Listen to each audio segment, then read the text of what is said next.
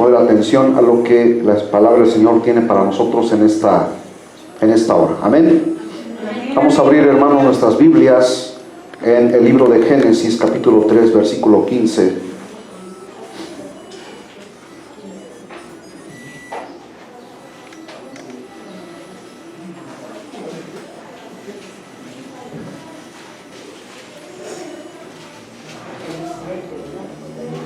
Amén.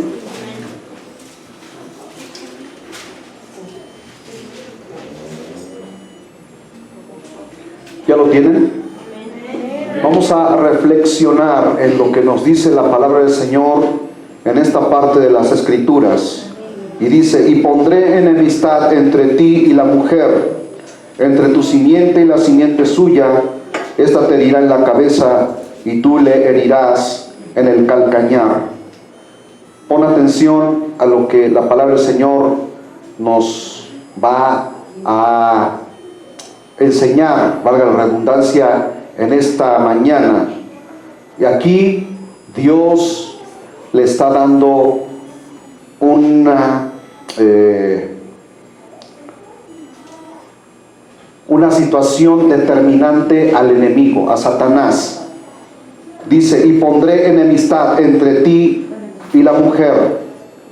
Enemistad, una situación de conflicto entre la mujer y Satanás, no entre el hombre y Satanás, sino entre la mujer y Satanás, porque dice: pondré enemistad entre ti y la mujer, entre tu simiente, la simiente de Satanás, y la simiente suya.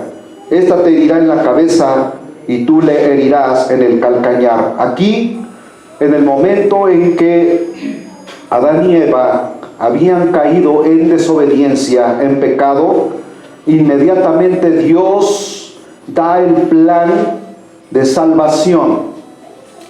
Aquí les está dando la promesa, y la promesa vendría a través de la mujer. Si ustedes ponen atención, dice: entre ti y la mujer.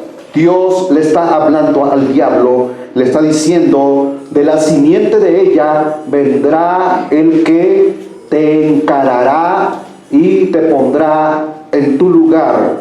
Dice: entre tu simiente y la simiente suya. O sea, la situación en la que se encontraba la humanidad en ese momento era crucial, y a Dios ya lo había determinado, porque a él no lo agarró por sorpresa esta situación.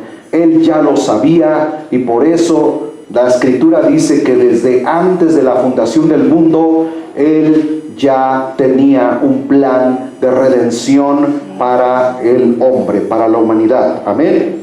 Entonces, cuando dice entre tu simiente, o sea, le está hablando a Satanás, está diciendo entre tus huestes infernales y la simiente suya, o sea, el Salvador, el Verbo encarnado que leímos en San Juan capítulo 1, amén, en el que dice: y este Verbo se hizo carne y habitó entre nosotros.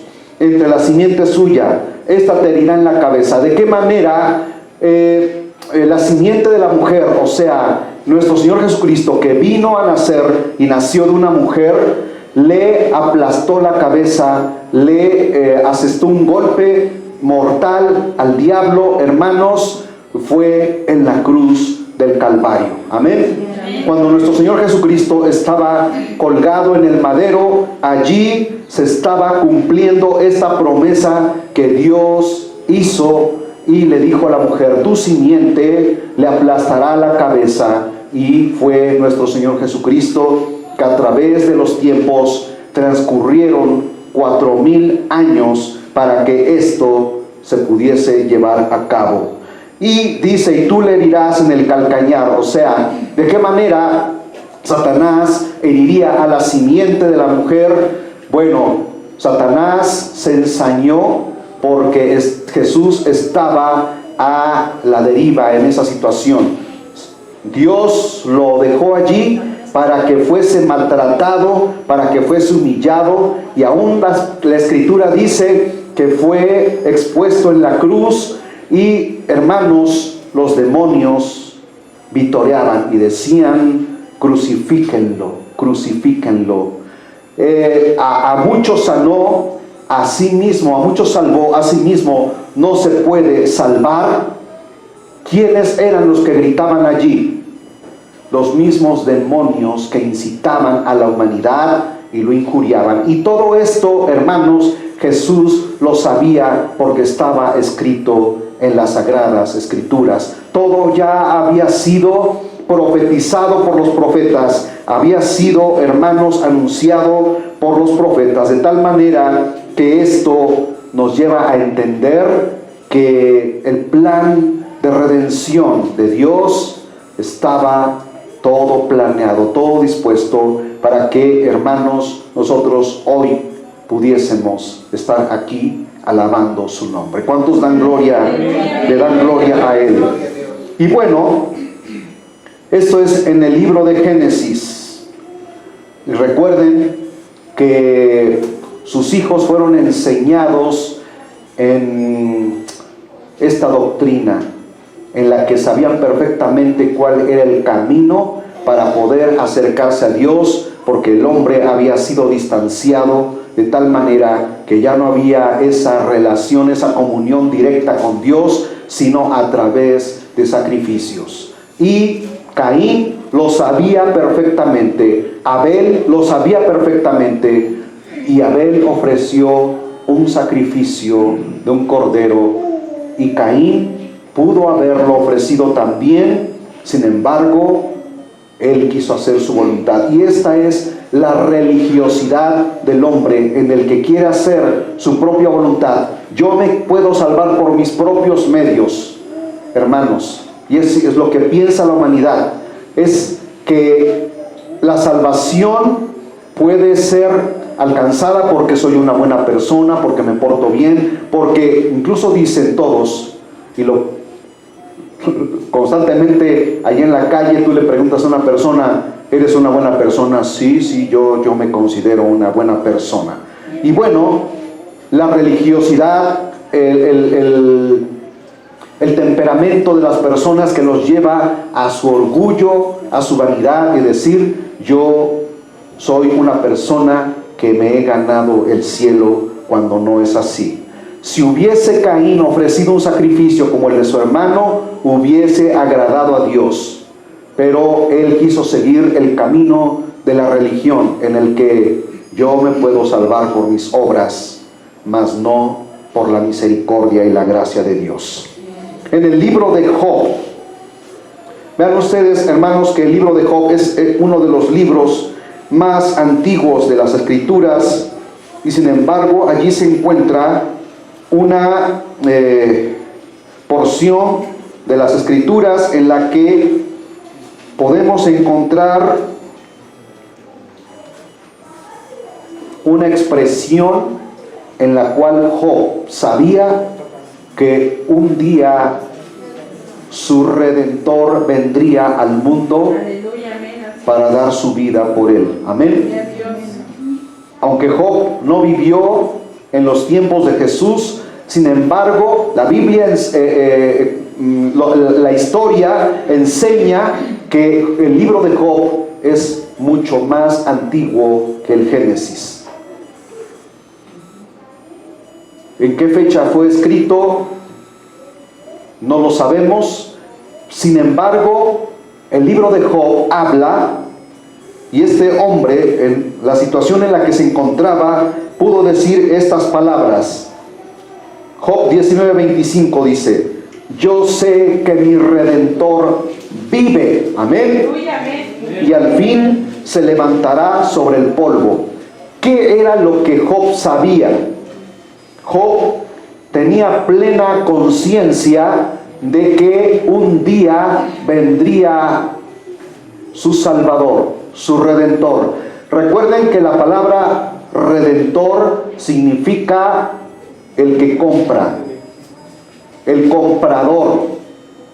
Redentor significa comprar.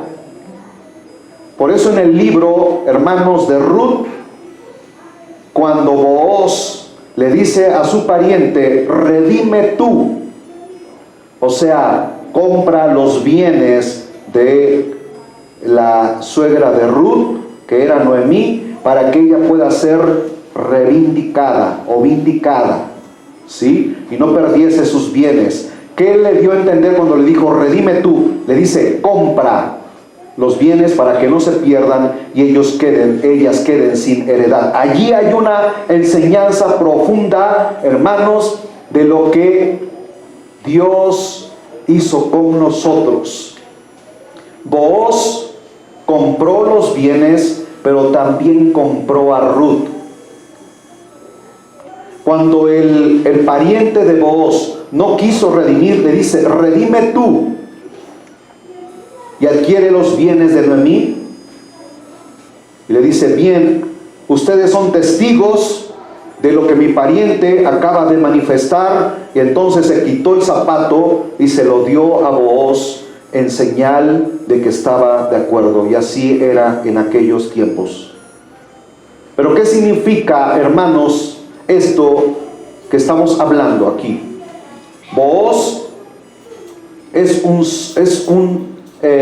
una figura de nuestro Señor Jesucristo. Y Ruth, que era una moabita, era una gentil, no era del pueblo de Israel, él la adquirió y la tomó como esposa. Así como el Señor Jesucristo, que vino a su pueblo y su pueblo lo despreció, pero todos los que creímos en él fuimos, hermanos, comprados con su preciosa sangre. Amén. Entonces, vemos aquí, hermanos, una gran enseñanza en la que Job declara diciendo, yo sé que mi Redentor, o sea, mi Salvador, el que me compró, amén, no con oro ni con plata, vive y al fin se levantará sobre el polvo. ¿Qué sabía Job? Que ese Redentor moriría en la cruz, iría a una tumba y al tercer día se levantaría de entre el polvo. Amén. No se quedaría allí en la tumba, sino que resucitaría en poder y en gloria. Aleluya. Génesis capítulo 22, versículos del 7 al 8.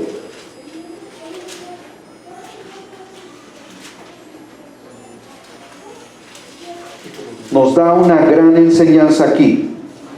Vean cómo a través de los tiempos, hermanos, nos damos cuenta que ese Mesías esperado estaba en el corazón de cada uno de los patriarcas en las Sagradas Escrituras, desde Noé, Lot, Enoc, Abraham. ¿Qué nos dice Génesis capítulo 22, versículos 7 al 8? Dice, entonces habló Isaac a Abraham, su padre, y dijo, Padre mío.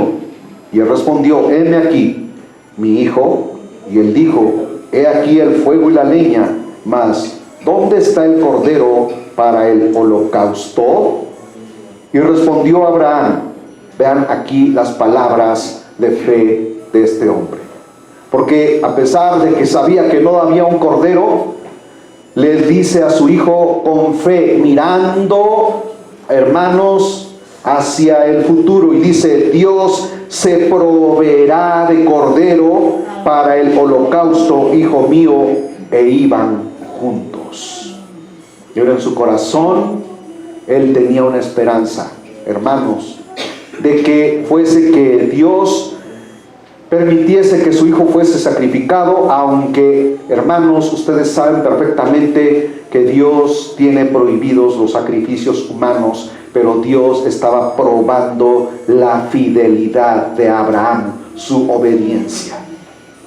Y eso es lo que Dios nos pide en este tiempo, nuestra fidelidad y nuestra obediencia, hermanos. Y Él no le escatimó a su propio hijo, y cuando estaba a punto de encajar el puñal o degollarlo, un ángel habla desde arriba y le dice, Abraham, detente, porque he visto que en realidad temes a Dios. ¿Y qué fue lo que ocurrió? Hermanos, apareció allí entre un zarzal ¿cómo se llama? Un cordero enredado entre las ramas, ¿cómo se llama? Las astas que tiene en su cabeza, y ese fue el sacrificio que ofreció en sustitución. Amén. Porque, hermanos, Dios fue nuestro sustituto. Nosotros éramos los que merecíamos dar nuestra vida, y aún así no podíamos salvarnos a nosotros mismos. Sin embargo, Dios mandó al sustituto. ¿A quién? A su cordero propio, inmaculado, sin mancha, sin pecado.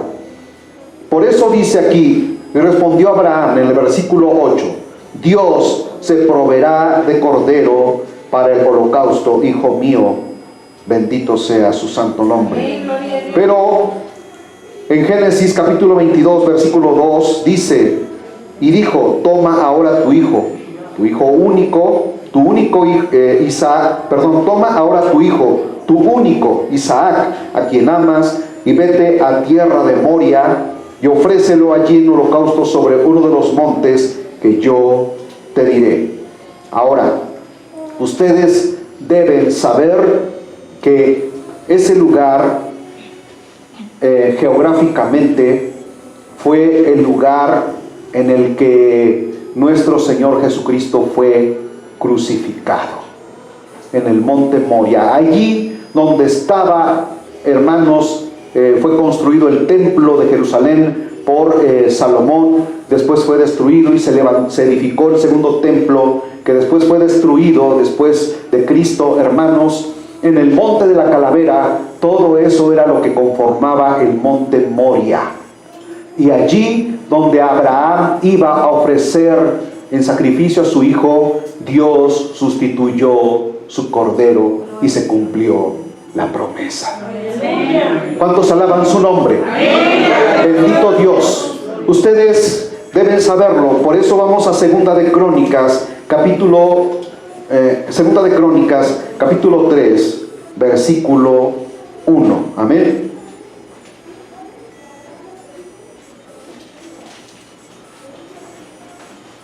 Y dice: comenzó Salomón a edificar la casa de Jehová en Jerusalén, en el monte Moria, que había sido mostrado a David su padre, en el lugar que David había preparado en la era de Ornán Jebuseo. Allí donde se ofrecían los sacrificios de los machos cabríos, de los corderos, de los becerros cebados, que tenían que estar sin ningún defecto, porque eran símbolo de la inmaculada concepción de nuestro Señor Jesucristo, cuando vino al mundo y nació sin mácula, sin pecado. Amén. Sin ningún defecto. Así como se ofrecían esos animalitos sin defecto, hermanos, el que tenía que morir, que era el propio Cordero de Dios, tenía que ser ofrecido sin defecto, sin mácula, sin pecado. Y allí en ese monte Moria, donde 2000 años atrás Abraham iba a ofrecer a su hijo, hermanos, el sustituto fue cumplido allí, y la promesa de Dios fue llevada a cabo, y allí moría nuestro amado Señor Jesús. Aleluya. También tenemos otra, otra profecía de un personaje controversial, y se encuentra en Números capítulo 24, versículo 17.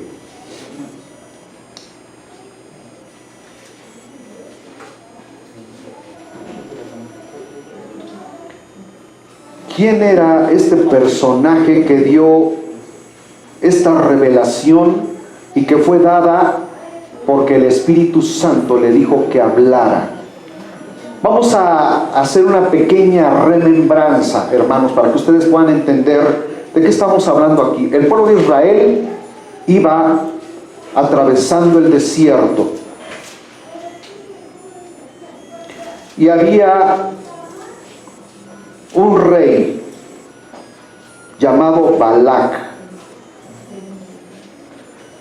que tenía un sacerdote satánico llamado Balaam.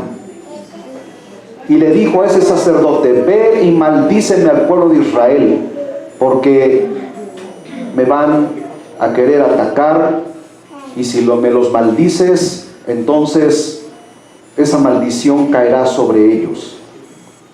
Pero cada vez que le daba la orden, Dios le decía: tú vas a hablar lo que yo te diga. Incluso la primera vez cuando iba, ¿verdad?, en su burrita, este hombre iba montado y de repente la burrita se le amarra y no quiere pasar y no quiere pasar, y el hombre castigaba al animal y lo castigaba y lo castigaba, y entonces, hermanos, el ángel que estaba enfrente de él, que no veía a Balaam, pero que la burrita sí veía, y que si hubiese atravesado, Balaam hubiese muerto porque tenía la espada desenvainada. Y le dice: ¿por qué? Y el ángel, hermanos, habla a través de este animal y habla a la burrita y le dice: ¿por qué me golpeas? Y todavía este hombre le dice: porque eres necia, porque no quieres pasar. Y entonces se hace visible el ángel y le dice: si tu animal hubiese atravesado y te hubiese obedecido, tú estarías muerto en este momento. Sin embargo, tú no harás lo que tienes dispuesto a hacer, pero vas a decir lo que Dios te mande que digas, y bendecirás al pueblo de Israel. Y en esas 3 ocasiones que Balac lo envió para que maldijera a Israel, las 3 veces Dios le habló diciendo: me los bendecirás. Y entre ellas está esta porción de profecía que este hombre dijo con respecto al Mesías. Y dijo así, Segunda de Crónicas, Números, capítulo 24, versículo 17, y dice: lo veré, mas no ahora. Esto me recuerda cuando los niños recitaban esto en Navidad, hermanos, y se lo aprendía de memoria. Dice: lo veré, mas no ahora, lo miraré, mas no de cerca. Saldrá estrella de Jacob. Pongan atención: saldrá estrella de Jacob, y se levantará cetro de Israel, y herirá las sienes de Moab, y destruirá a todos los hijos de Set. Esto se cumplió parcialmente cuando David, que fue el rey de Israel, hermanos, fue contra los moabitas y enfrentó a todos estos pueblos. Pero se cumplirá plenamente en la segunda venida de nuestro Señor Jesucristo, porque recuerden que Set es, hermanos, de los cuales vienen los descendientes de Gog y Magog, que hemos estado predicando durante ya estas últimas semanas. Entonces, ¿qué nos dice aquí? Se levantará estrella de Jacob. ¿Y quién es la estrella de Jacob? Hermanos, nuestro Señor Jesucristo. Se levantará cetro de Israel, porque, hermanos, en Israel hubo reyes, y el primer rey fue Saúl, el segundo David, el tercero fue Salomón, y así sucesivamente. Entonces, de la descendencia de David vino nuestro Señor Jesucristo, pero esto, hermanos, se cumplirá plenamente en la segunda venida de nuestro Señor Jesucristo. Amén. ¿Cuántos alaban su nombre? Amén. Bendito sea nuestro Dios.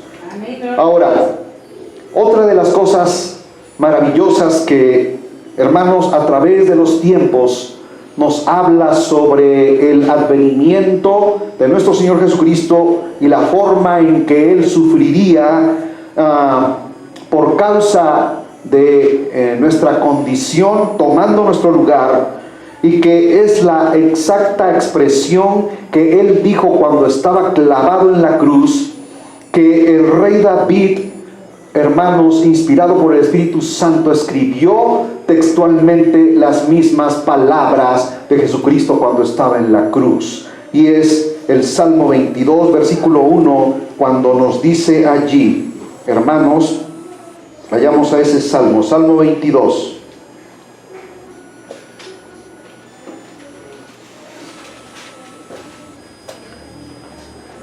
Que en las Escrituras declara diciendo, Elí, Elí, lama sabactani.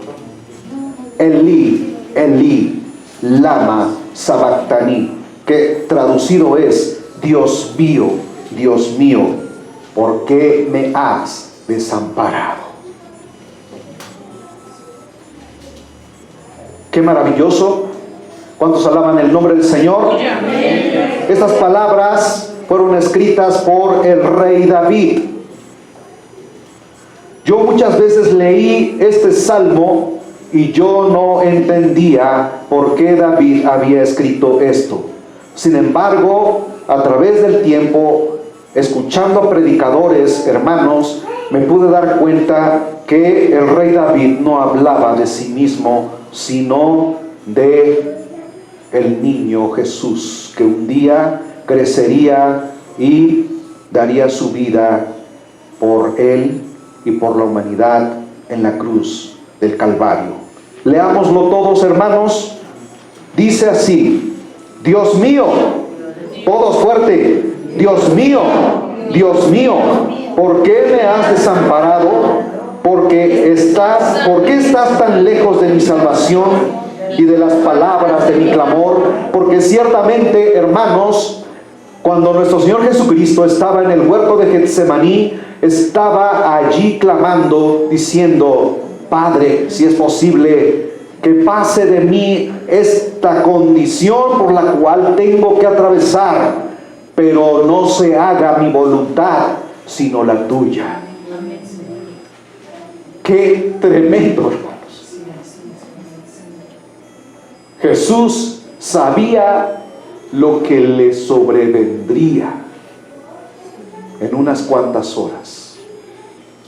Todavía no había sido apresado, todavía no había sido capturado, y él sabía perfectamente lo que iba a padecer por tu culpa y por la mía. Pero ¿cuántos alaban el nombre del Señor? Que, oh, gloria a su nombre, él, hermanos, sufrió por nuestra causa. Bendito sea nuestro Dios. Isaías capítulo 9, versículo 6.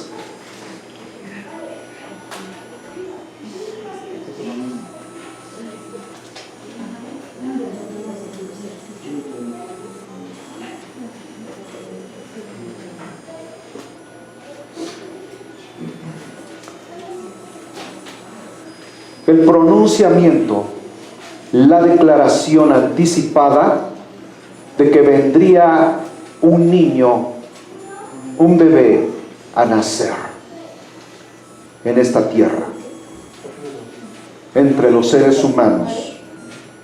Porque un niño nos es nacido, bendito sea nuestro Dios. Amén, aleluya.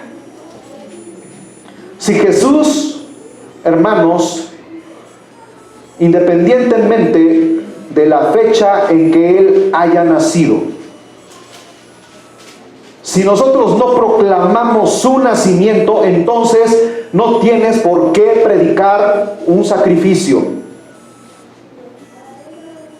porque Jesús nunca nació.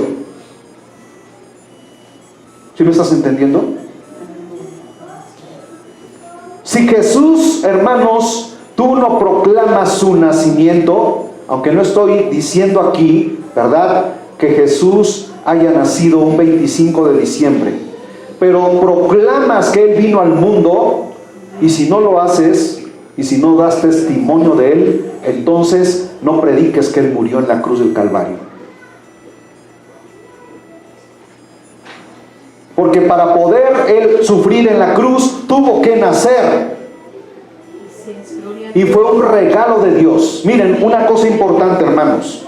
Uno de los beneficios que hoy en día recibimos, al menos en nuestro país, es que tú como trabajador recibes un aguinaldo. Y es ley. Y la empresa que no te paga un aguinaldo es sancionada porque es un regalo que por ley tienes que recibir. ¿Estamos de acuerdo? Y si tú no crees que Jesús es una bendición, entonces rechaza tu aguinaldo.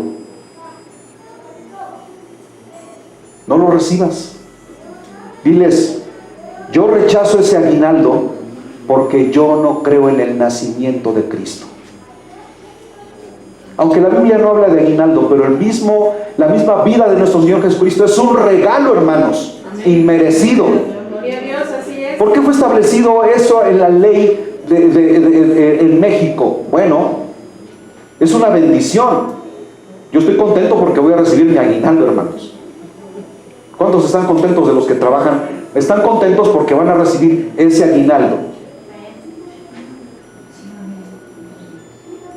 Al menos de los que trabajan en empresas, están contentos. Y si tú no crees que Jesús es tu Salvador, al menos que Él haya nacido en este mundo, entonces rechaza ese aguinaldo.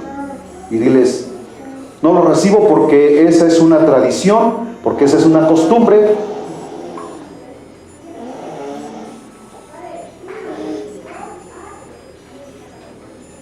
¿Sí estamos entendiendo, hermanos? Sí. Tenemos que proclamar. Y ahora, ¿qué es lo que nosotros tenemos que hacer en este tiempo? Recibiste de gracia, da de gracia. ¿Cuánta gente necesitada hay en las calles? Cuando tú pasas en tu transporte o vas caminando y encuentras a la gente en las esquinas pidiendo una limosna, niños pequeñitos, mujeres que andan trabajando allí en medio del sol, haciendo malabares para poder darle de comer a sus hijos y comer ellos mismos. ¿Cuántas veces te has tomado la molestia, hermanos, de que al menos en esta fecha Dios toque tu corazón por la bendición que recibes de tu aguinaldo y compartirle un poquito a ellos?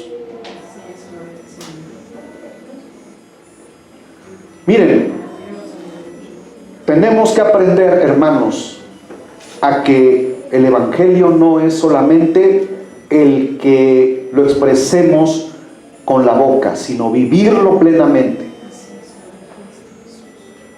Mi hija me comentaba que la niña, mi nieta, cuando van camino hacia a donde ellos se reúnen para hacer el culto, ve a las niñas que andan allí con su mamá en la esquina y bajando los fuertes de Loreto hacia abajo.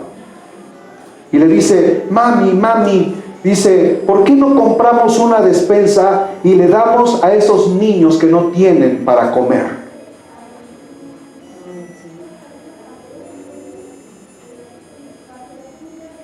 Hay que tocar, hermanos, la sensibilidad, porque si Dios nos dio un regalo, nosotros también, hermanos, tenemos que dar de la gracia de Dios, de su misericordia, de su bondad, de su clemencia. Por eso les quiero compartir este mensaje. Gloria al Señor, aleluya, Cristo vive.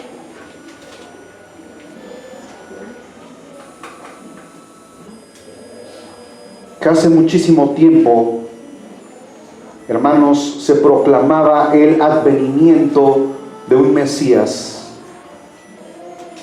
Pasaron siglos, pasaron 1000 años, pasaron 2000 años, pasaron 3000 años, pasaron 4000 años, y por fin la promesa gloriosa de nuestro Padre eterno llegaba al mundo. Y dice la Escritura que este mundo vio gran luz.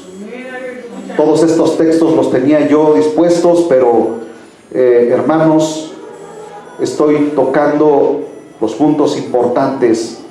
Quiero que por favor pongan atención, porque este canto es un mensaje, hermanos, de necesidad, no tan solo del pueblo de Israel, sino de la humanidad, para que viniese ese niño a nacer en este mundo y nos diese vida y vida en abundancia. Bendito sea su santo nombre.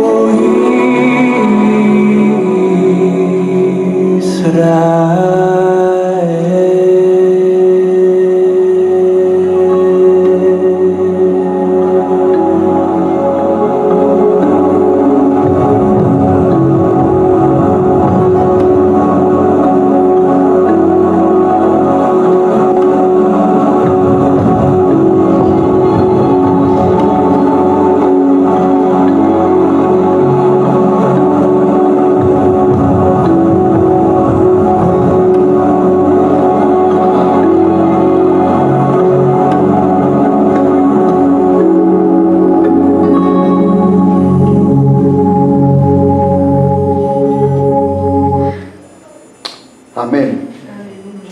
Emmanuel, Emmanuel. Dios con la humanidad. Amén. Dios entre nosotros, hermanos. Si tú no proclamas que Cristo nació, entonces no proclames su sacrificio. Para que Él pudiese morir, tuvo que nacer. Miren, quiero aclarar algo muy importante que es vital que tú sepas como cristiano, como hijo de Dios.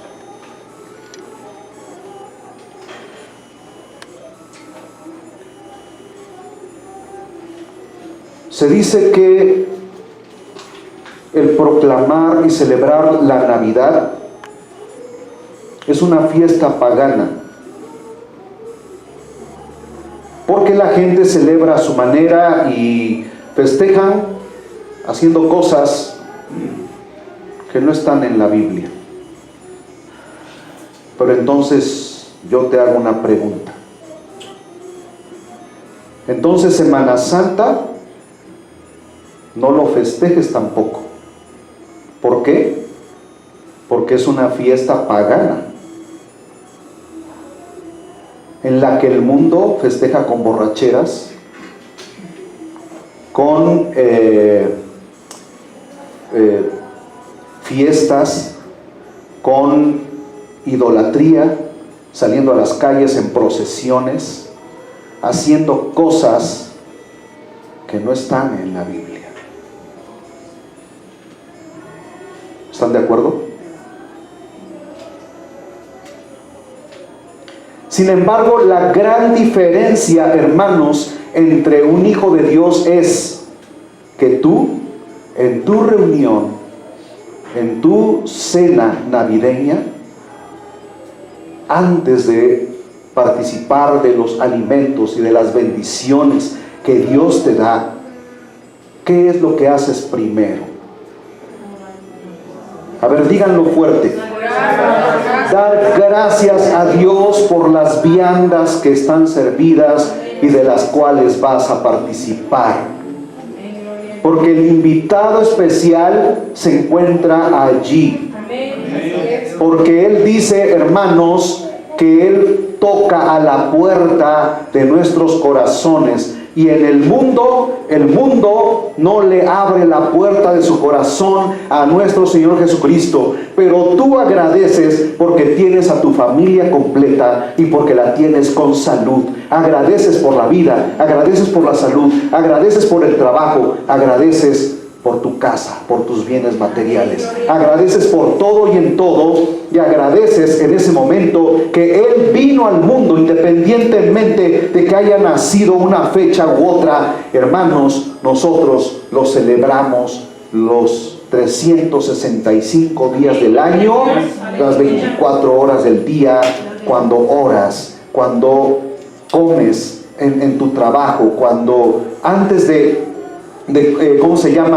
llevarte el bocado de tu torta en tu trabajo, primero oras y no te avergüenzas para que la gente sepa quién eres tú y vean que tú eres un hijo de Dios. Y no solamente oras en tu casa, encerrado en tus cuatro paredes, donde no te avergüenzas porque nadie te ve, pero en la calle te avergüenzas porque la gente dicen, miren, ese es un cristiano.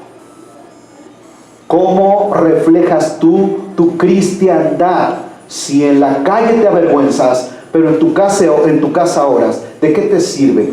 Hazlo en donde todos vean quién realmente eres tú, en tu trabajo, en un restaurante, cuando vas con tu familia y le invitas a comer, inclinas tu rostro y delante de toda la gente oras y agradeces a ese Dios todopoderoso que vino a este mundo, y le das gracias a Dios por los alimentos. Cuanto más en la fecha en que se celebra, ¿verdad?, que Él vino al mundo, aunque sabemos que no es la fecha, ¿verdad?, pero se celebra en el mundo entero y fue el parteaguas entre un antes y un después, porque si Cristo no hubiese nacido, no existiese el antes de Cristo ni el después de Cristo. Aleluya, gloria a Cristo Jesús. Celebra conforme a las Escrituras, hermanos, agradeciéndole a Dios, y celebra Semana Santa conforme a las Escrituras, viniendo a la iglesia y escuchando el mensaje de bendición y de redención que Él hizo por nosotros. No celebrando como el mundo, pero sí, hermanos, agradeciéndole a Él, humillándote delante de Él por todo lo que Él hizo por ti y por mí.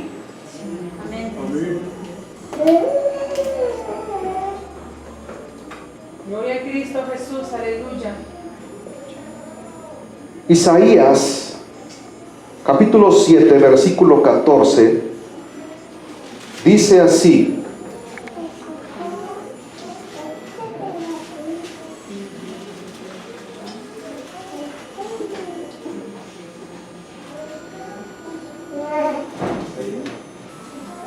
por tanto, el Señor mismo os dará señal. Es una señal, hermanos. He aquí que la Virgen concebirá y dará a luz un hijo y llamará su nombre Emmanuel. Ya, hermanos, hemos leído en donde también hace mención que Él es un hijo nos es dado, ¿verdad? El principado sobre su hombro, que se ha llamado admirable, consejero, Dios fuerte, Padre eterno, príncipe de paz. Aleluya, gloria a Dios. Todos esos adjetivos calificativos de nuestro Señor, hermanos, porque Él es el Padre eterno y Él es nuestra paz. Amén.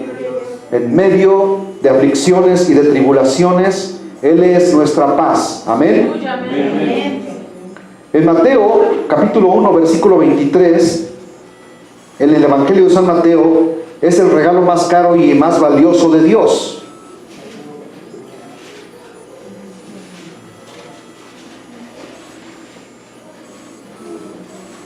Y lo mismo que dijo el profeta Isaías 800 años atrás, aquí el evangelista San Mateo lo recalca y dice: he aquí, una virgen concebirá y dará a luz un hijo y llamará su nombre Emmanuel, que traducido es Dios con nosotros. Aleluya, amén. Gloria a Dios. Dios entre nosotros. Hoy el Señor está aquí. Aleluya, amén. Hoy el Señor está aquí y está escuchando, hermanos, el mensaje que es para tu vida, pero también está mirando tu corazón. Qué tan crédulo eres para creer que Él vino al mundo. Amén. Isaías 53 nos habla, hermanos, de su sufrimiento. El sufrimiento que Él padeció por nuestra causa.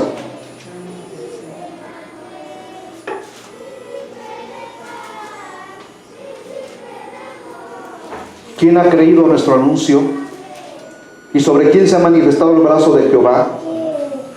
Subirá cual renuevo delante de él, y como raíz de tierra seca no hay parecer en él, ni hermosura le veremos, mas inatractivo para que le deseemos, despreciado y desechado entre los hombres, varón de dolores, experimentado en quebranto, y como que escondimos de él el rostro, fue menospreciado y no lo estimamos.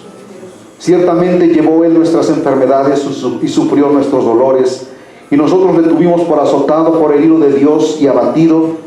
Mas el herido fue por nuestras rebeliones, molido por nuestros pecados. El castigo de nuestra paz fue sobre él, y por su llaga fuimos nosotros curados. Gloria a Dios, así es. Él llevó toda nuestra maldición. Él se hizo maldición por nosotros. Él cargó el castigo que nosotros merecíamos. Él llevó la condena que nosotros debíamos recibir. Él fue al infierno en nuestro lugar. Y allá se proclamó en victoria, hermanos. Isaías capítulo 61, versículos del 1 al 3. Y con esto terminamos. Escuchen lo que habla el profeta Isaías con respecto a nuestro Señor Jesucristo, 800 años antes que Él viniese al mundo. Y luego Jesús en San Lucas capítulo 4, versículos 16 al 18, hermanos, nos habla de que Jesús conocía lo que el profeta Isaías había hablado de Él. Y dice: el Espíritu de Jehová el Señor está sobre mí, porque me ungió Jehová. Me ha enviado a predicar buenas nuevas a los abatidos, a vendar a los quebrantados de corazón, a publicar libertad a los cautivos y a los presos, apertura de la cárcel, a proclamar el año de la buena voluntad de Jehová y el día de venganza del Dios nuestro, a consolar a todos los enlutados, a ordenar que a los afligidos de Sión se les dé gloria en lugar de ceniza, óleo de gozo en lugar de luto, manto de alegría en lugar de espíritu angustiado, y serán llamados árboles de justicia, plantío de Jehová para gloria suya.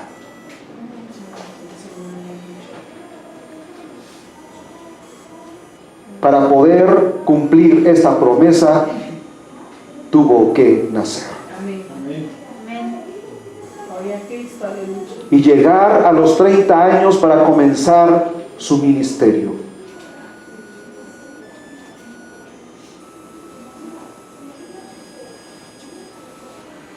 Y la instrucción que Él nos dejó es: id por todo el mundo y predicad el Evangelio a toda criatura.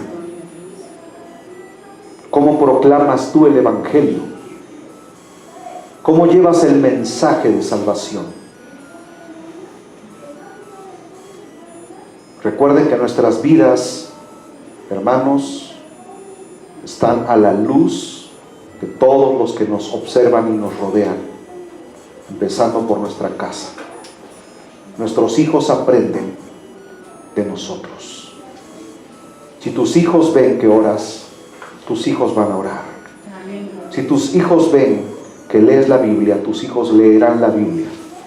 Si tus hijos acuden a la iglesia, ellos acudirán a la iglesia, no importando a dónde se congreguen, pero están haciendo lo mismo que tú haces. Si tú eres un mentiroso, tu hijo va a mentir. Si tú eres un ladrón, tu hijo va a ser un ladrón.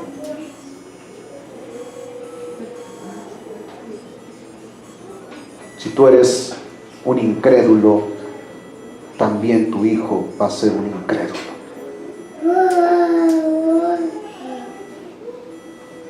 Porque nosotros, hermanos, ¿qué somos en esta tierra? ¿Luz u oscuridad? Entonces, proclama a Jesucristo con tu propia vida.